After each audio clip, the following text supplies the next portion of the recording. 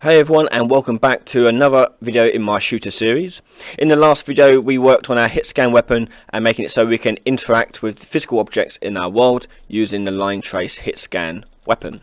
Okay, so the next step we're going to do is make it so we can actually see damage being made by using bullet holes. Okay, so this is going to be using decals. If you haven't checked out my decal video, please go ahead and watch that, as I'll go into a lot more detail about how decals work and what they do. But in particular for this video, we're just going to work on the bullet holes. So bullet hole, I've already downloaded and imported in a bullet hole texture. And you can Google this and you'll find plenty of bullet hole textures out there. The one thing you want is a PNG or anything with an alpha background. Okay, so double check that it has an alpha layer. And you can check that if you turn them all off, you can see the alpha map there. So that's what you need to make sure you've got. Let's turn all this off. And next thing we're going to do is we're going to create the material for our bullet hole texture as a decal. So right click on your bullet hole texture and click create material. And I'm going to go bullet hole decal. And the decal is we're going to change some settings. So on the brown output for the material, you want to change the material domain in the details panel to from surface to deferred decal. And then blend mode, you want to change from opaque to translucent. Now for this to show up, we're going to change this to a different blend decal blend mode. So currently it's at translucent. I'm going to change it to debuffer translucent color normal roughness. Now I'm skipping some explanations here. That's because I explained it already all in that decal video. But essentially a debuffer makes it so we can have lighting affect our decal. Okay. Otherwise it doesn't get affected. It's just a translucent image and looks kind of weak and watery on our walls. So with that done, with that selection made there, I can keep this going to base color, and the opacity is going to come from the alpha pin. So that's the last one on here, the grey one. This is alpha pin. Drag that into the opacity, and you should see the bullet hole now gets rid of what's not there. Okay, so at the moment it looks kind of translucency on here, but to show you this working in practice, we're going to close this and just pop in a decal and test it out. It's always a good idea to drag a decal in and test out your decals, such as bullet holes, well ahead before you start coding them in. Okay, and you can test it out in game and check out what they look like. Yeah, that looks pretty good. That looks fine. So next thing to do is make it so it can spawn decals based on where we want it to be. So let's delete that one and go into our gun parent. So the gun parent looked like this last time we looked at it. So we've got the line trace, and then we're breaking out the hit result to simulate impulses at physics locations. And this kind of stuff, you could actually break this into another function to help tidy this up a little bit, but I'm going to leave that here for now. Actually no, let's break it into a function. So I'm going to select all of this and collapse to a function, and the function is going to be called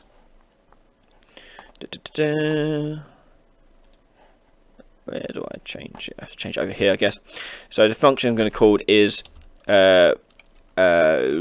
check hit. No, let's change that to hit physics objects. There you go. And we can change the conditions on here to be whatever you like. So the Boolean condition is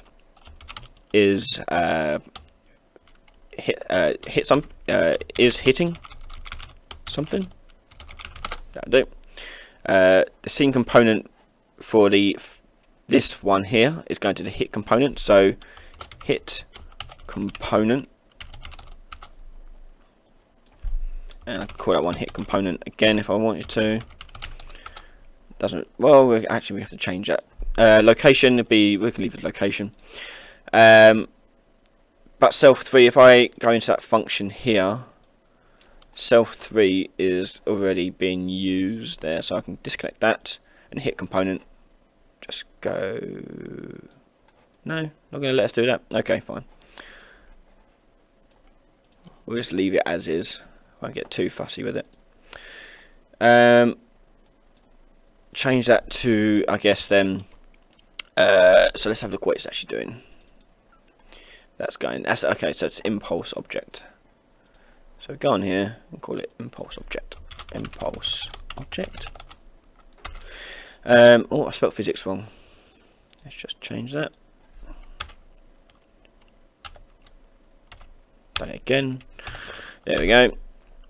So the error we get at the moment is it doesn't understand where gun direction is coming from. So if we go into that function we just made, gun direction, because it's a local variable, it only belongs to the fire bullet function. So here I'm just going to add another input and type in gun direction. Oh. Gun direction. And that's going to be a vector. And we'll drag gun direction onto that, like so.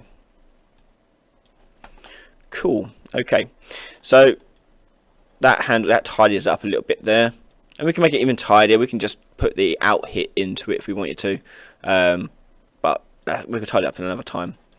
Let's focus on the job at hand. So creating bullet hole decals.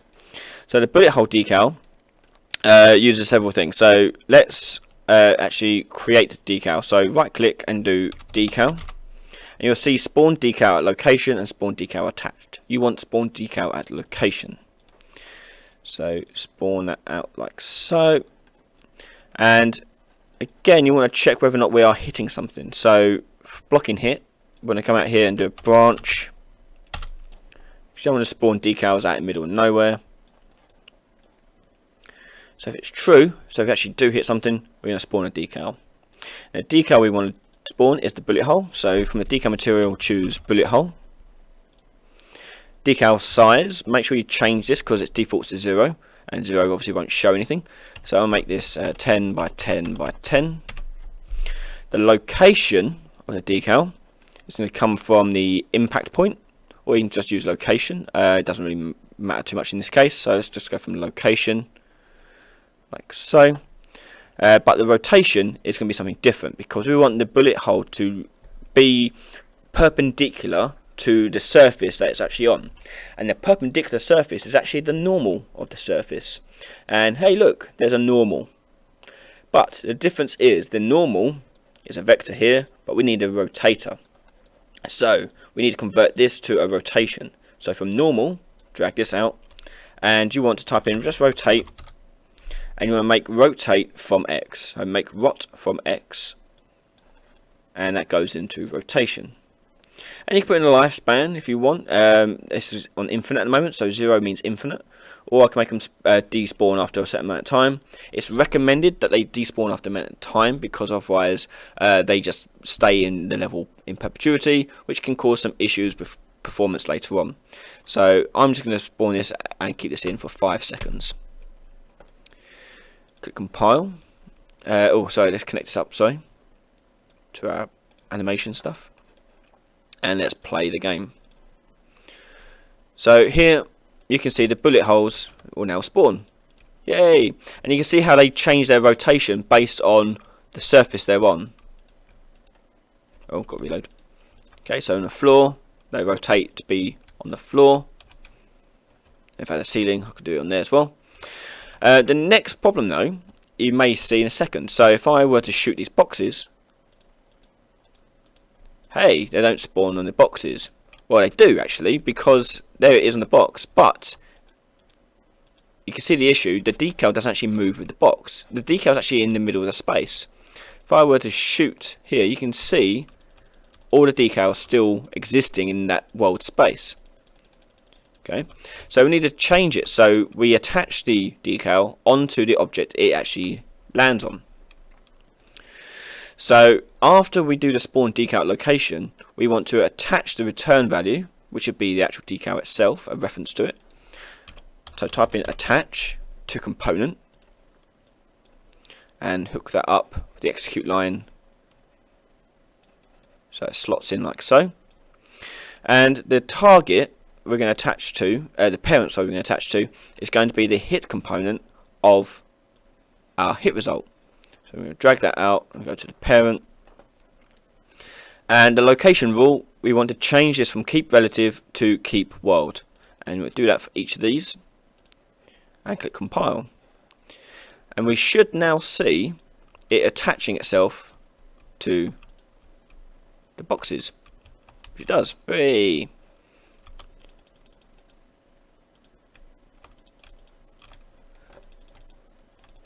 Pretty cool, eh? And we can go nuts with this, so you can just make all the bullet holes you want. And the bullet holes are just material, so if you want, you can put a normal map on these and make them look a bit more oomphy and give more dents and damage to the wall. But you can do whatever you really want. You can make particle effects that spark out the wall when you hit the wall, all sorts of things. Okay, so that's how we do bullet holes and my bullets. Thanks for watching. If you do have any questions, if I say decals, are covering a lot more detail in the decal video, so please check that out. If you have any questions about how decals work and what they do, what they can be used for. But otherwise, leave questions below in the comments and I'll get to them as soon as I can. Or support me on Patreon and you can join our Discord server and chat to myself one-to-one about any issues you're having. And if you have any suggestions for future videos, please leave them in the comments below as well. And please like and subscribe for future content. I've been Ryan Laley, thanks for watching, and I'll see you next time. Bye bye. Hi everyone, if you do like these videos and you have liked what I've done in the past and want to see what else I can do, all your support is greatly appreciated on YouTube. However, I do have a Patreon set up as well where you can support me even further. Money donated by yourselves will help me make better videos and better content, and more frequently hopefully.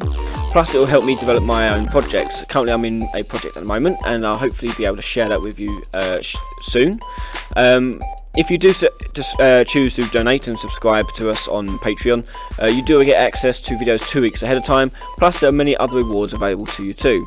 So head on over to www.patreon.com/Ryan Laley, and thank you for all your support, and I'll see you next time. Bye.